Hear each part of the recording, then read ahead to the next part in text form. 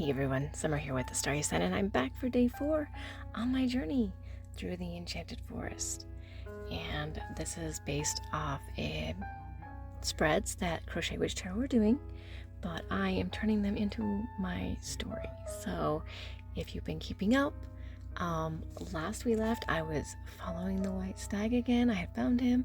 He was moving deeper and darker into the forest, and so I'm just going to start off from there. If you want to see or hear the rest of the story or start from the beginning, my videos are short, and it starts on technically, I think it's technically day 2 is when the story actually starts. So I can leave a link to that video in the description, and I hope you enjoy this one. So, the white hart fully disappears into the darkness. The wind blows, making the trees dance, and I hear laughter.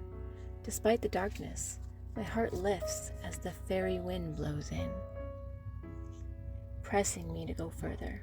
I'm warned not to follow the fairies, but encouraged instead, through the 9 of boons, to stay on my own path, to have the courage to walk that path. And as I move forward into the depths of the dark, unafraid to my surprise, a light sparks from my wand, creating illumination for my path. I see a woman, older. She's coming into view, a ghost-like wolf by her side. She smiles at me when she notices my presence. Not that I'm walking silent. As a matter of fact, each step I take brings loud cracks from twigs on my bare feet that I'm breaking. The wolf stands beside her, not aggressive, but also not repressed. She's so confident, I can feel it in the air. Little foxes come out of nowhere, and we all watch them slip in and out of the darkness, carrying a variety of objects.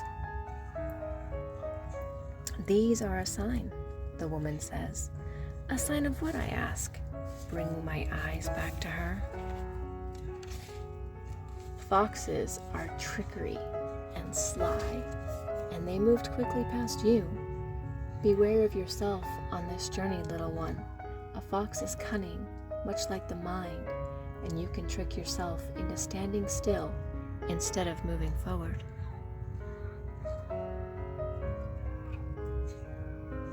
Thank you for the warning, I say, and press on. In the distance is a soft, warm light. Curious, I keep moving slowly forward. A badger comes out to check on the surroundings, and when he notices me, he stands. I am in solitude, human. Why have you sought me out? I hadn't meant to, I tell him, because I hadn't. My curiosity about the light led me forward. What do you seek? Badger asks. A question pops from my mouth out of nowhere. How can I allow my heightened curiosity about who I am and what I want? A wonderful question. The answer starts with you, Badger says. Get comfortable with who you are. Learn about yourself. Not through others, but through spending time with who you are. I can see the childlike optimism in your eyes. Be careful to also be real with yourself. I am optimistic, I think. I have really worked hard at looking into the silver linings of all my situations. The badger's right. Rose-colored glasses need to be removed sometimes in order to keep a balance. Badger speaks again. Have you seen the enchanter's wheel? Not yet, I say.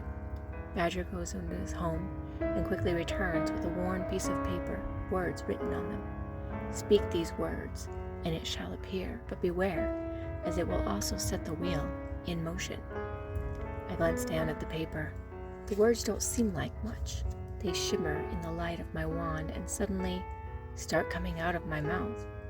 Yarrow, skullcap, foxglove, agrimony, vervain.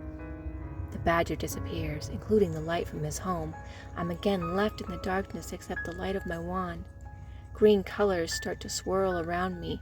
Bright light shines so bright I close my eyes. When I reopen them, there's a wheel, the enchanted one, I assume, right in front of me. It slowly begins to turn. A song forms with the sound of the wheel turning.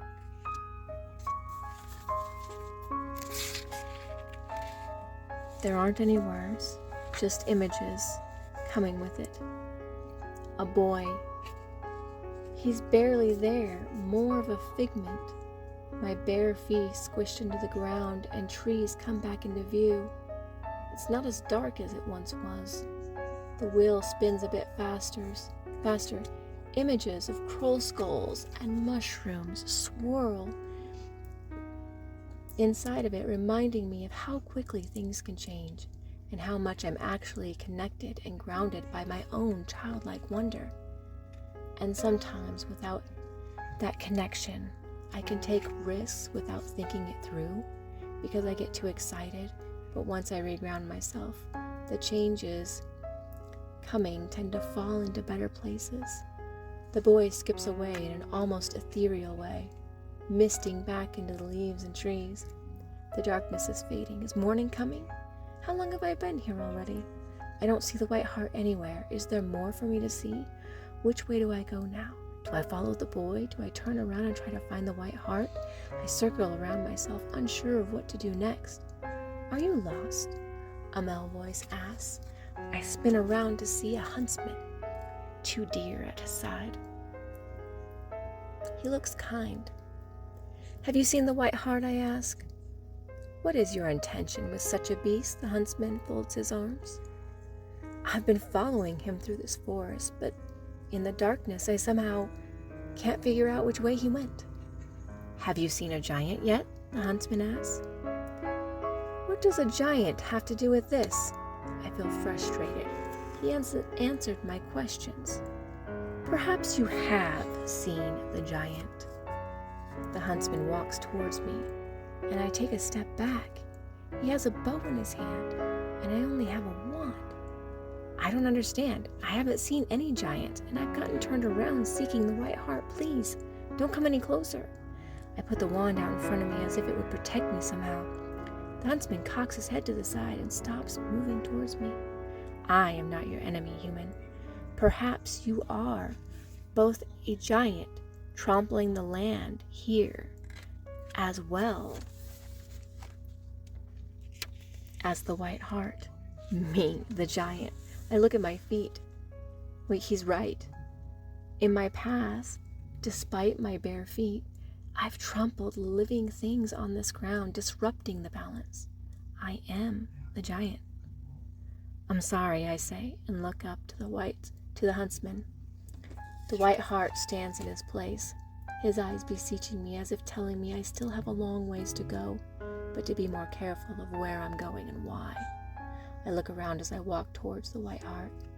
I feel disorientated, partially by my confrontation with the huntsman, but also at the realization I am the monster currently in the dark, trampling through the forest. Thank you for listening. I hope you enjoyed, and I will see you on the next leg of my journey. Have a very great day.